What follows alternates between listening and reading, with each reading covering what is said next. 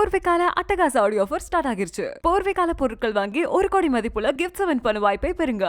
தங்கம் விற்று ஃபாஸ்டா பணம் பெற fast money gold 9655796557. Sir cab auto பைக்குன்னா ரெட் டாக்ஸி மட்டும்தான்.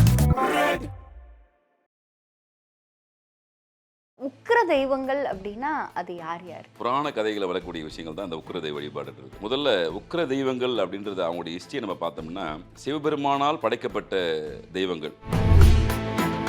பொதுவாக அந்த உக்கிர தெய்வங்களுக்கு ஒரு விசேஷம் உண்டு. என்னன்னா உக்கிர தெய்வங்கள் கர்மாவை பார்க்காது. இப்போ காளி, வராகி, துர்க்கை, சண்டி, முனி இவங்ககிட்ட போய் எந்த வரத்தை உணர்ந்து கேட்டாலும் உடனடியாக தரக்கூடிய வல்லமை உங்களுக்கு உண்டு. நம்ம நல்லவனா கெட்டவனா உங்களுடைய தேவையை பூர்த்திப்படுறதுக்கு நீங்கள் அவங்ககிட்ட போய் வணங்கும் போது எந்த முறையும் எந்த கட்டுப்பாடு தேவையில்லை. அது எந்த மாறுபட்ட கருத்து கிடையாது. ஆனால் வேற ஏதோ ஒரு விஷயத்துக்காக நீங்கள் பிரயோகம் பண்ண போறீங்க. அவங்கள சிலை வழிபாடுன்றது மேக்சிமம் பொதுவாக தவிர்த்துடணும். ஏன்னா நீங்கள் ஒரு பொருளை பயன்படுத்த அது பிராண சக்தி.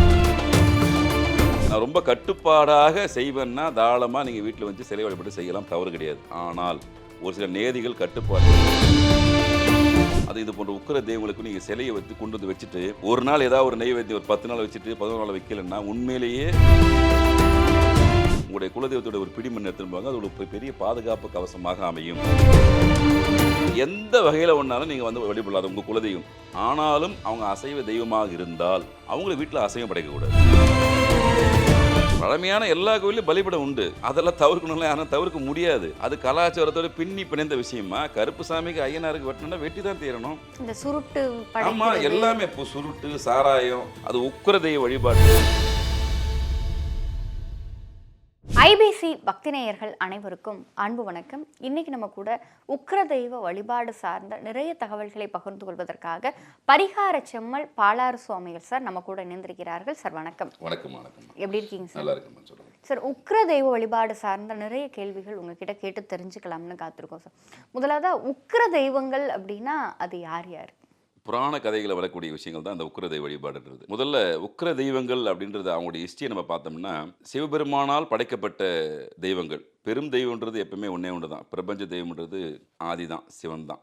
ஒவ்வொரு காலகட்டத்திலும் இருக்கக்கூடிய எப்படி சொல்கிறதுன்னா நெகட்டிவ் எனர்ஜின்னு சொல்லுவோம் இல்லையா, எதிர்மறை சக்திகளை வெல்லக்கூடிய ஒரு நேர்மறை சக்தியான ஒரு கலவையை உருவாக்கி அனுப்பப்பட்ட விஷயங்கள் தான் உக்கிர தெய்வங்கள். ஒவ்வொரு கேரக்டரும் வரும். ஒவ்வொரு கேரக்டர் அழிக்கிறதுக்காக உருவாக்கப்பட்ட விஷயம் தான் உக்கிர தெய்வங்கள். அது எதுக்காக அழிக்கப்பட்டது? அரக்கனை வதம் செய்வதற்காக உருவாக்கப்பட்டு அனுப்பப்பட்டது.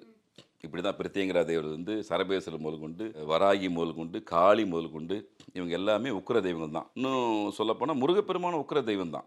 நம்ம ஒரு சாந்த சுரூபினே வழிபடுறமே தவிர்த்து அவரும் அசுரனை வதம் பண்ணுறதுக்கான ஒரு விஷயத்தை முன்னெடுத்து வந்தவர் தான். அதில் அவரும் உக்கிர தெய்வ வழிபாட்டில் வருவார். ஒவ்வொரு காலகட்டத்திலையும், அதாவது காலகட்டம்னா ஒவ்வொரு யுகத்திலையும் இருக்கக்கூடிய அந்த அசுர சக்திகளை அழிக்கிறதுக்காக சிவனால் உருவாக்கப்பட்டு அனுப்பிச்ச தெய்வங்கள் தான் உக்கிர தெய்வங்கள். முழுமையான ஒரு சக்தி கொடுத்து அனுப்புகிறாங்க. ஃபுல் எனர்ஜின்னு சொல்லுவோம்ல. எப்படி முருகப்பெருமானுக்கு வந்து அவங்க அம்மா வந்து வேல் குத்து அனுப்பிச்சாங்க, வெற்றி வேலாக இருக்கட்டும் போங்க இதை பயன்படுத்தி செய்யுங்கன்னு சொன்னாங்களோ, அது போன்ற தன்னுடைய சக்திகளை முழுமையாக கொடுக்கக்கூடிய விஷயந்தான் அந்த உக்கிர தெய்வங்கள். பொதுவாக அந்த உக்கிர தெய்வங்களுக்கு ஒரு விசேஷம் உண்டு. என்னென்னா நான் நிறைய கேள்விப்பட்டிருக்கேன், பார்த்துருக்கேன், அனுபவிச்சிருக்கேன்.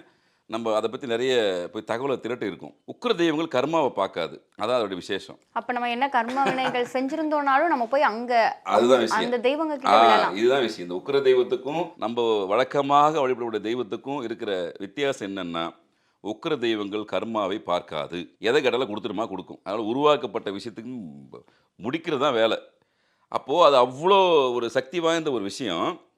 நம்முடைய கர்ம அளவீடுகளை அதை பார்க்காது. இப்போ காளி, வராகி, துர்க்கை, சண்டி, முனி இப்படி சொல்கிறேன் இல்லையா, இவங்கெல்லாம் உக்கிர தெய்வங்கள் தானே. இவங்ககிட்ட போய் எந்த வரத்தை உணர்ந்து கேட்டாலும் உடனடியாக தரக்கூடிய வல்லமை அவங்களுக்கு உண்டு. நம்ம நல்லவனா கெட்டவனா அப்படின்னு ஆய்வு அவங்க பண்ண மாட்டாங்க. நம்ம வழக்கமாக வழிபாட்டு முறையில் இருக்கக்கூடிய தெய்வங்கள் தான். நம்ம வேண்டுதலை வைக்கும்போது நம்மளுடைய கர்ம அளவீடுகளை பார்த்து, ஜாதக ரீதியாக சொல்லுவோம் இல்லையா, தசாபக்தியை பார்த்து, நம்ம செஞ்ச புண்ணியங்களை பார்த்து அது மூலியமாக தான் பலனை கொடுக்கறதுக்கு கொஞ்சம் முன்ன பண்ண ஆகுன்னு வச்சுங்களேன். ஆனால் உக்கிர தெய்வங்கள் அப்படிலாம் கிடையாது. கேட்டால் கொடுக்குமானா கொடுத்துரும். நீங்கள் அதை வச்சு எப்படி பயன்படுத்தி அந்த நல்ல கர்மாவை வாங்கி போகிறீங்களா கெட்ட கர்மாவை வாங்கி போகிறான்றது உங்கள் விஷயம். ஆனால் உக்கிர தெய்வங்கள் கேட்டதை கொடுக்குமானா கண்டிப்பாக கொடுக்கும், கர்மாவை பார்க்காது. கலியுக தெய்வம் கண்கண்ட தெய்வம் முருகப்பெருமான். அவர் நம்ம சாந்த சுரூபியான தான் இன்னி வரைக்கும் வழிபட்டுன்னு வரோம். எல்லாரும் விரும்பக்கூடிய தெய்வமாக அவர் இருக்கார்.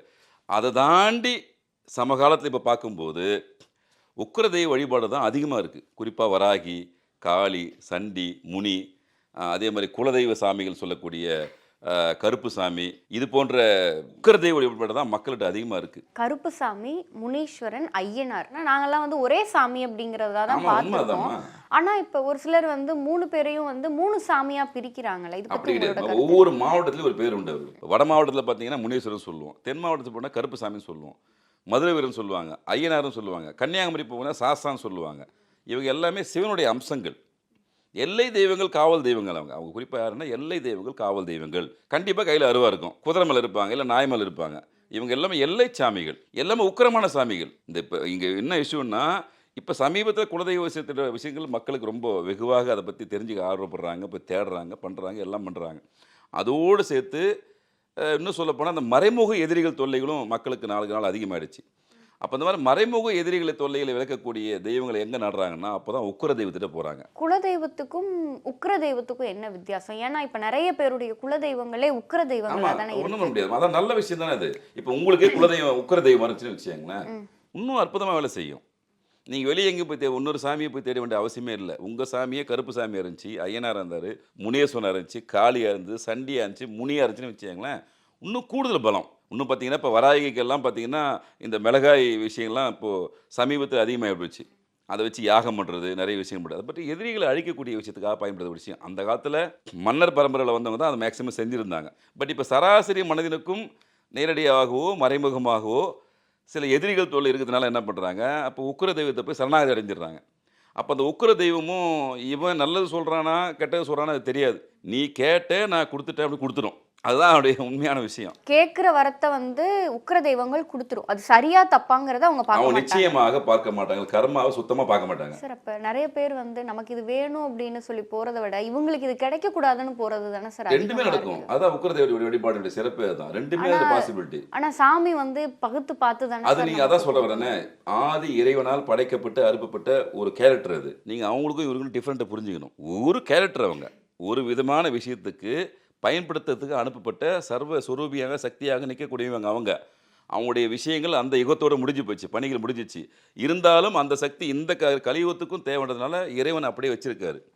அதனால தான் அந்த தெய்வத்துக்கு வந்து வழிபடும்போது நம்ம கொஞ்சம் கவனமாக கையாளன்னு சொல்கிறது காரணம் தான். திரும்பவும் சொல்கிற கர்மாவை பார்க்காது, ஆனால் அந்த கர்ம நம்ம சுமக்கக்கூடாது. நீங்கள் வந்து இன்னொருத்தர் அழிக்கிறதுக்காக நீங்கள் ஒரு பாதையை தேர்ந்தெடுத்து போனீங்கன்னா உங்களை அழிக்கிறது இன்னொருத்த காத்து நிற்பான். அது தெய்வம் பார்த்துக்கும். நான் திரும்ப சொல்கிறேன், இவங்களும் தெய்வம் தான், அவனும் தெய்வம் தான். ஆனாலும் இவனுக்கு கொடுக்கப்பட்ட ரோல் இதுதான். இன்னும் வெளிப்படையாக சொல்லப்போனால் சுடுகாடை நம்ம வந்து எல்லாருமே சுடுகாடுனா பயப்படுவாங்க. காளி வாசம் செய்கிற இடமே சுடுகாடு தான்.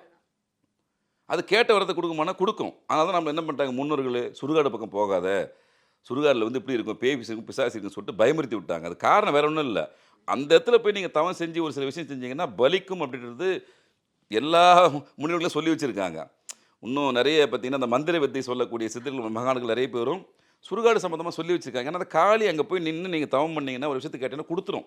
நீ எதுக்கு கேட்ட, யாருக்காக கேட்ட, என்ன வச்சு பண்ண போகிறலாம் உங்களுக்கு தெரியாது. அதனால தான் இப்போ சமீபத்தில் பார்த்தீங்கன்னா பயங்கரமான வளர்ச்சி உக்கிர தெய்வ வழிபாடு. நிறைய புது புது கோயில்கள் வந்து ஆங்காங்கே வந்துடுச்சு. ஆனால் வழிபாட்டு முறையில் சற்று கவனமாக இருப்பது ரொம்ப ரொம்ப முக்கியம்.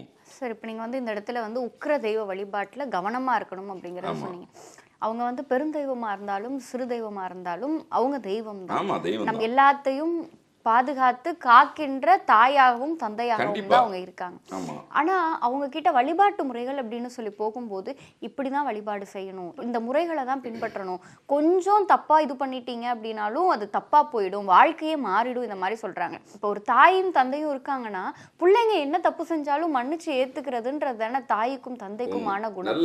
அதை ஏன் நம்ம சாமி கிட்ட எதிர்பார்க்கணும்? பட் இந்த ரெண்டு வகையா பிரிச்சுக்கணும். அதாவது நான் என்னுடைய தேவைக்காக இறைவனை வழிபடுவது ஒரு விஷயம், அதை நீங்கள் எந்த ரூபத்தோட வழிபட்டுக்கலாம், அது பிரச்சனை கிடையாது. ஆனால் இன்னொருத்தர் விஷயத்தை தலையிட்டு பண்ணும்போது ஒரு சில விதிமுறைகளை சித்தர்கள் வகுத்து வச்சுக்கிறான். இது சக்கரம், சோசன சக்கரம், வராகி சக்கரம், நவகிரக சக்கரம், கணபதி சக்கரம் அப்படின்னு மந்திர ஒளிகளை பீஜ மந்திரத்தை கொடுத்து வச்சிருக்கான். அப்போ அந்த பீஜ மந்திரங்களை சொல்லும்போது அந்த இலக்கை போய் அடையும். அது அப்போ அதை அடையும் போது அப்போ தான் நீங்கள் சங்கல்பத்தை வைக்க போகிறீங்க. அங்கே தான் நீங்கள் கவனமாக இருக்கணும்னு சொல்ல வரேன். நீங்கள் வழக்கமாக ஒரு இப்போ பிரத்யங்கிரா கும்புறீங்கன்னு வச்சுக்கங்களேன், காளியை கும்புறீங்கன்னு வச்சுக்கங்களேன், வராகி கும்புறீங்கன்னு வச்சுக்கங்களேன், உங்களுடைய தேவையை பூர்த்திப்படுறதுக்கு நீங்கள் அவங்ககிட்ட போய் வணங்கும்போது எந்த முறையும் எந்த கட்டுப்பாடும் தேவையில்லை. அது எந்த மாறுபட்ட கருத்தும் கிடையாது. ஆனால் வேற ஏதோ ஒரு விஷயத்துக்காக நீங்கள் பிரயோகம் பண்ண போகிறீங்க, அவங்கள பயன்படுத்த போகிறீங்கன்னும் போது தான் இங்கே கற்று கவனமாக இருக்கணும். ஏன்னா நீங்கள் பயன்படுத்த போகிறீங்க. நீங்கள் கேட்குறதுன்றது இறைவா எனக்கு கொடுன்னு கேட்குற விஷயம் வேற, அந்த தெய்வத்தை வைத்து பயன்படுத்துகிற விஷயன்றது வேற. அங்கே தான் கவனமாக இருக்கணும். கண்டிப்பாக சிக்கல் ஏற்படுமானா ஏற்படும். ஏன்னா 1000 தான் இருந்தாலும், எந்த தெய்வமாக இருந்தாலும் ஒரு கட்டத்திற்கும் பார்க்கும். அதுக்கப்புறம் அது பொறுக்காது. உங்களுக்கு எதிர்வினை சக்தியிலிருந்து அதிகமாக வேலை செய்யக்கூடிய விஷயமும் வந்துடும். அதனால தான் அதை திரும்ப திரும்ப சொல்கிறேன். உக்கிர தெய்வ வழிபாட்டில் நியாயமான கோரிக்கையை வச்சு நீ வழிபடும்போது எந்த நியதியும் கட்டுப்பாடும் தேவையில்லை. எதுவுமே தேவையில்லை. பிரத்யங்கரா தேவியே தாயே போற்றி அப்படின்னு சொல்லிட்டு ஒரு மந்திரத்தை சொல்லி அந்த அம்மாவுக்கு ஐயா எனக்கு இதை விஷயம் வேணும் கேளுங்க, காளி கிட்ட இந்த விஷயம் வேணும் கேளுங்க, வராய் கிட்ட இந்த விஷயம் வேணும் கேளுங்க. உங்கள் குடும்ப சார்ந்த விஷயத்துக்கு எந்த கோரிக்கை வேணால் முன்வைத்து கேட்கலாம், தவறு இல்லை. ஒரு பேச்சு சொல்கிறேன், உங்கள் கண்ணுக்கு முன்னாடியே எதிரிகள் தொல்லை அதிகமாக இருக்குது. ஆனால் உண்மையிலேயே நீங்கள் எந்த தவறுமே செய்யலை நீங்கள் ஃபீல் பண்ணுறீங்கன்னா மனமுருக அந்த அம்மாட்ட போய் கேளுங்க, அம்மா தாயே நான் எந்த தவறுமே செய்யலை, ஆனால் தேவையற்ற வகையில் இது போன்ற சங்கடமான நிகழ்வு தொடர்ந்து நடக்குது, நீங்கள் பார்த்துக்கோன்னு சொல்லி அதுக்கு பிரத்யோகமாக நீங்கள் எதுவும் செய்ய தேவையில்லை, வேணா போதும். இங்கே பிரச்சனை எங்கே வருதுன்னா அவங்களை நீங்கள் பயன்படுத்தணும்னு நினச்சி விஷயம் வரும்போது மட்டும்தான் கவனமாக இருக்கணும். அது என்னைக்கு இருந்தாலும் திரும்ப எதிர்வினையாக உங்களை தாக்கக்கூடிய விஷயங்கள் கண்டிப்பாக வந்தே தீரும். இப்போ இந்த காலகட்டத்தில் உக்கிர தெய்வங்களை தங்களுடைய வீட்டின் பூஜை அறைகளில் வச்சு வழிபடுறாங்க. அப்படி வழிபடலாமா? சிலை வழிபாடுன்றது மேக்சிமம் பொதுவாக தவிர்த்துடணும். பொது விதி.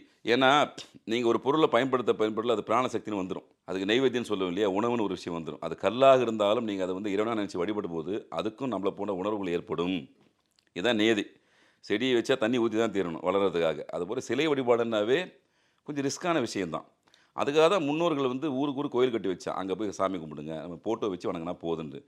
அதுக்கு மேலே எனக்கு உண்மையிலே பக்தி இருக்குது, நான் ரொம்ப கட்டுப்பாடாக செய்வேன்னா தாராளமாக நீங்கள் வீட்டில் வச்சு சிலை வழிபாடு செய்யலாம், தவறு கிடையாது. ஆனால் ஒரு சில நேதிகள் கட்டுப்பாடை கடைபிடித்தே தீர வேண்டும். என்னால் முடியலன்னு சொல்லும்போது நீங்கள் அந்த விஷயத்துக்குள்ளே போகக்கூடாது. முடியுன்னா தாராளமாக செய்யுங்க. சைவ வழிபாடுலாம் சிறப்பு. பொதுவாகவே உக்கிர தெய்வங்களுக்கு வீட்டில் சப்போஸ் வழிபடுறீங்கன்னா சைவ வழிபாடு தான் சிறப்பு. நிறைய பேர் எங்கிட்ட கேட்ட கேள்வியும் நிறைய சந்தேகங்கள் கேட்கக்கூடியும் வீட்டில் அசைவ வச்சு வழிபடலாமா கேட்பாங்க. பொதுவாக குலதெய்வம் வந்தாலும் சரி, மற்ற தெய்வங்களாக இருந்தாலும் சரி, அசைவ வழிபாடு வீட்டில் செய்யக்கூடாது. அது கோயிலில் தான் போய் செய்யணும். அது இது போன்ற உக்கிர தெய்வங்களுக்கு நீங்கள் சிலையை கொண்டு வச்சுட்டு ஒரு நாள் ஏதாவது ஒரு நெய்வேத்தியம் ஒரு 10 நாள் வச்சுட்டு 11 நாள் வைக்கலைன்னா உண்மையிலேயே நமக்கு எப்படி ஒரு கோபதாமல் வருமோ, உரிமை வருமோ, அதே உரிமையோடு அதை அணுகக்கூடிய தன்மை அதுக்கு ஆட்டோமேட்டிக்காக வந்துடும். அந்த தன்மையை கொடுக்குறது யார்? நீங்கள் தான் கொடுக்க போகிறீங்க. அதனால் சிலை வழிபாடு செய்வது நல்லதான்னா நல்லது. ஆனால் சில விதிவுகளுக்கு உட்பட்டு தான் செய்யணும். சுத்தபத்தமாக இருக்கணும், மனசுத்தி வேணும், உடல் சுத்தி வேணும். ரெகுலராக நீங்கள் என்ன ஆக்டிவிட்டிஸ் பண்ணுவீங்களோ அதே ஆக்டிவிட்டிஸ் அவங்ககிட்டே கொடுக்கணும். நம்ம 3 வேளை கண்டிப்பாக சாப்பிட்றோம், 2 வேளை கண்டிப்பாக சாப்பிட்றோமே இல்லையா, அதுதான் 3 கால பூஜை, 4 கால பூஜை, 6 கால பூஜைன்னு கோயிலில் வைக்கிறாங்க. அதுக்காக நீங்கள் அங்கே போயிருந்தா பெஸ்ட்டு. அதுக்காக நான் வீட்டில் செலவச்சே தீரும் அப்படின்னா தாராளமாக சிலை வைத்து வழிபாடு செய்யலாம், தவறு கிடையாது. ஆனால் ஒரு சில கட்டுப்பாடுகள் செய்தால் வெற்றி நிச்சயமாக கிடைக்கும். இப்போ பொதுவாக பார்த்தீங்கன்னா கோயிலில் நம்ம அபிஷேகம் வைப்போம், பலவிதமான அபிஷேகங்கள், திருநீர் அபிஷேகம், குங்கும அபிஷேகம், எண்ணெய் அபிஷேகம் பண்ணால் அபிஷேகம்னா என்ன? நம்ம எப்படி நம்ம காலையில் எழுந்தோடனே நம்ம உடல் சுத்தி பண்ணிக்கிறோமோ அதே மாதிரி தான் இறைவனுக்கும் சுத்தம் செய்யணும். அப்போ வீட்டில் சிலை வழிபாடுன்னு ஒரு விஷயத்தை வச்சுட்டிங்கன்னா நீங்கள் செய்யக்கூடிய அனைத்து விஷயமே செய்யணும். காலையில் நம்ம குளிக்கிறோமா, அப்போ அதுக்கு ஒரு விஷயத்தை குளிப்பாட்ட விஷயம் மாதிரி என்ன பண்ணணும், ஒரு அபிஷேகத்தை செய்யணும். அப்புறம் ட்ரெஸ் சேஞ்ச் பண்ணுறோமா, அதுபோல் புத்தாடையில் அணிவிக்கணும். இப்படி ஒவ்வொன்றா அது இப்போ பெண்கள்னால் மலர் சுடிக்குவாங்கல்ல, அப்போ பெண் தெய்வம்னா கண்டிப்பாக ஒரு மலர்களை வச்சு அவங்க அர்ச்சனை பண்ணணும், பூஜை பண்ணணும். அடுத்து நம்ம கண்டிப்பாக உணவு சாப்பிட்றோம்ல, அது பேர் தான் நைவேத்தியம் சொல்லுவோம். ஏதோ ஒரு வகையில் ஒரு உணவு, இந்த உணவு தான் அந்த உணவுன்னு சொல்ல வரல. நீங்கள் வீட்டில் செய்கிற சைவ உணவு எதுவாக இருந்தாலும் இறைவனுக்கு படைங்க. நான் ஒன்றும் வெளிப்படையாக சொல்லலாம், இன்றைக்கி உப்புமா செஞ்சிட்டோம், சரி அம்மனுக்கு படைக்கலாம்னா தானமாக படைங்க, அது ஒன்றும் தப்பு இல்லை. ஏன்னா உப்புமாவை போய் கடவுளுக்கு படைக்கலாமா அப்படிலாம் யோசிக்காதீங்க. இறைவன் எல்லாத்துக்கும் அப்பாற்பட்டு உங்கள்கிட்ட உள்ளன்போடு நீங்கள் எதை கொடுத்தாலும் ஏற்றக்கூடிய தன்மை இறைவனுக்கு உண்டு. ஆனால் இந்த கட்டுப்பாடு எதுவும் கிடையாது. எதை நீங்கள் வீட்டில் நீங்கள் சமைக்கிறீங்களோ, நீங்கள் சாப்பிட போகிறீங்களோ அதே விஷயத்தை இறைவனுக்கு நெய்வேத்தியமாக வையுங்க. அப்போ 3 வேளை நம்ம சிஸ்டமேட்டிக்காக ஒரு விஷயத்தை குடும்பத்தில் பண்ணுறோன்னா அதே விஷயத்தை நீங்கள் அவங்களும் செஞ்சாகணும். ஆனால் சக மனிதனாக இந்த கால சூழ்நிலை இப்போ பண்ண முடியாதுன்றதுக்காக தான் ஒவ்வொரு ஊர்லேயும் ஆலயங்கள் இருக்குது, கோயில் இருக்குது. அங்கே 3 வேளை பூஜை நடக்குது, 6 கால பூஜை நடக்குது. அங்கே போய் கலந்துட்டு நீங்கள் அதை பார்க்க தான் சிறப்பு. ஆனால் என்னால் தனிமனிதெல்லாம் கண்டிப்பாக ஒழுக்கமாக இருந்து, அது பிரத்யங்கராக இருக்கட்டும், காளியாக இருக்கட்டும், வராகியாக இருக்கட்டும், எந்த தெய்வமாக இருக்கட்டும், ஆஞ்சநேயராக இருக்கட்டும், சரபேஸ்வராக இருக்கட்டும், எந்த தெய்வமாக இருந்தாலும், உக்கிர தெய்வம் எதுவாக இருந்தாலும் அதை சிலை வைத்து என்னால் வழிபட முடியும், நான் உள்ளன்போடு செய்வேன்னா தாராளமாக நீங்கள் வீட்டில் சிலை வழிபடுத்து செய்யலாம், தவறு கிடையாது. ஆனால் அந்த நீதியும் கட்டுப்பாடுக்குள்ளே வரணும். நீங்கள் 10 நாள் செஞ்சுட்டு 11 நாள் செய்யாமல் விட்டிங்கன்னா அது கடினம். தேவையற்ற சங்கடங்களை சந்திக்க வேண்டிய சூழல் ஏற்படும். ஒன்று செஞ்சால் உங்களை நீங்கள் எப்படி எல்லா விஷயத்துக்கும் பண்ணுறீங்களோ அதே முறையில் அவங்களுக்கும் பண்ணுறது கண்டினியூவாக பண்ண முடிந்தால் செய்யுங்கள், முடியவில்லை என்றால் அதை தவிர்த்து விடுவது மிக மிக நல்லது. சார், இப்போ உக்கிர தெய்வங்களே ஒரு சிலருடைய குலதெய்வங்களா இருக்கும்ல, அப்போ நம்ம குலதெய்வ போட்டோ வீட்டில் வச்சு வழிபடுறது அப்படிங்கிறது இயல்புங்கும் போது, அப்படி இருக்கிற பட்சத்தில் உக்கிர தெய்வங்களினுடைய புகைப்படங்களையும் தாராளமாக புகைப்படம் கண்டிப்பாக வைக்க சொல்கிறோம். இப்போ அந்த காலத்தில் நம்ம டெக்னாலஜி எல்லாம் இல்லை, நம்ம பிடிமண்ணே கொண்டு வர சொல்கிறோம். உலகத்தில் எந்த மொழி இருந்தாலும் உங்களுடைய குலதெய்வத்தோட ஒரு பிடிமண் எடுத்துன்னு போங்க, அது ஒரு பெரிய பாதுகாப்பு கவசமாக அமையும். அது உங்கள் குலதெய்வம், நீங்கள் அது உக்கிர தெய்வமாகவோ சாந்த சுரூபமாக பார்க்க வேண்டிய அவசியம் இல்லை. நான் மற்றவங்களுக்கு இப்போ பொதுவான இப்போ விஷயம் சரபேஸ்வரன் சொன்னால் அவர் உக்கிர தெய்வம் தான். அது ஒருத்தருக்கு யார் குலதெய்வம் வந்துச்சுன்னா அது வேறு விஷயம். எல்லா தெய்வமும் குலதெய்வம் வரத்துக்கு வாய்ப்புகளும் இங்கே இல்லை. உங்களுடைய குலதெய்வம் எதுவாக இருந்தாலும் அது உக்கிர தெய்வமாக இருந்தாலும் சரி, சாந்த சுரூபியாக இருந்தாலும் சரி, அவங்களுடைய புகைப்படத்தை வீட்டில் வைத்து தாராளமாக வணங்கலாம், தவறு கிடையாது. ஏன்னா உங்கள் தெய்வம். பொதுவாகவே நம்ம சொல்லக்கூடிய விஷயம் இதுதான், என்னென்னா குலதெய்வ வழிபாட்டில் எப்போவுமே நீங்கள் எந்த வகையில் ஒன்றாலும் நீங்கள் வழிபடலாம் உங்கள் குலதெய்வம்.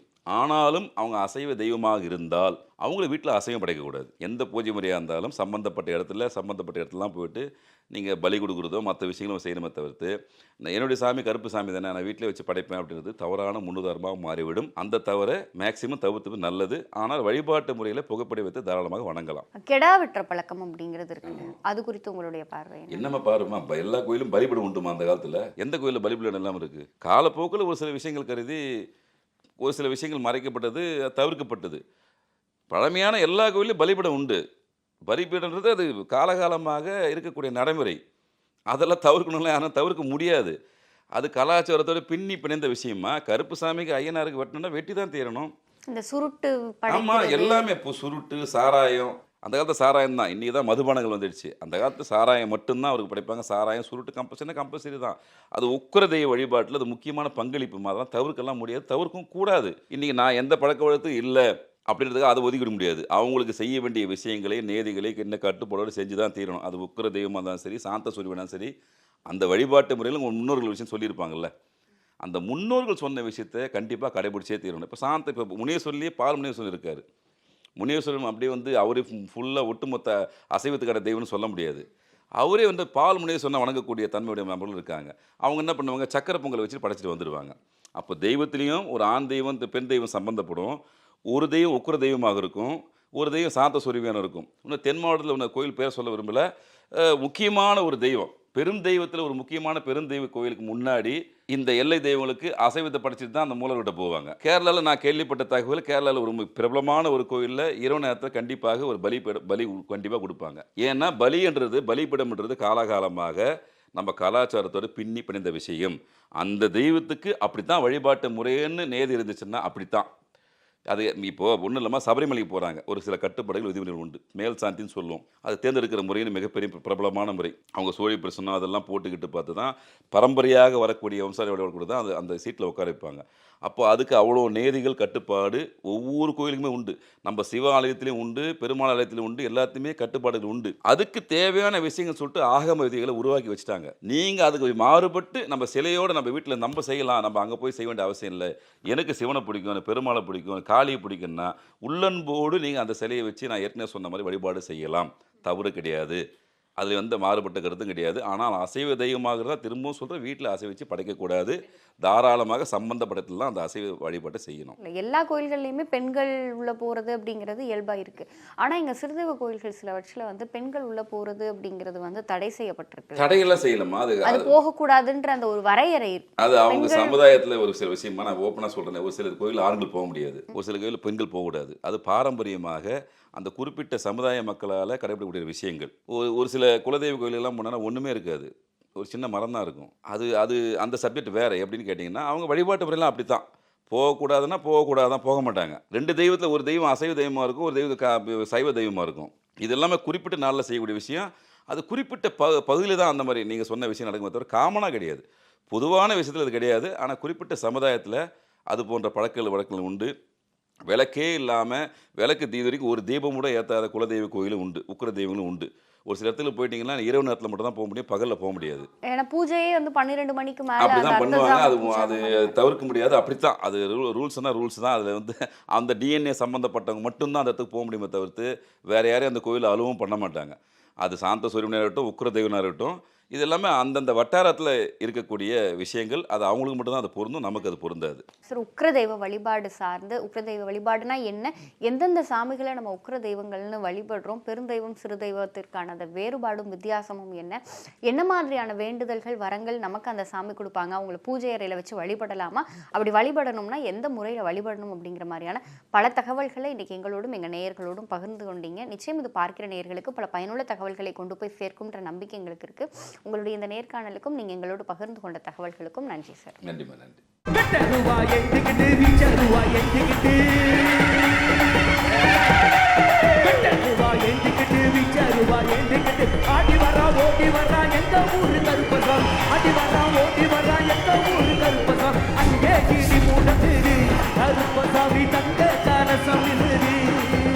போர்வைக்கால அட்டகாச ஆடியோ ஆஃபர் ஸ்டார்ட் ஆகிருச்சு. போர்வைக்கால பொருட்கள் வாங்கி 1 கோடி மதிப்புள்ள கிஃப்ட்ஸ் வின் பண்ணும் வாய்ப்பை பெறுங்க. தங்கம் விற்று ஃபாஸ்டா பணம் பெற fast money gold 9655799557. Sir cab auto பைக்குன்னா ரெட் டாக்ஸி மட்டும்தான்.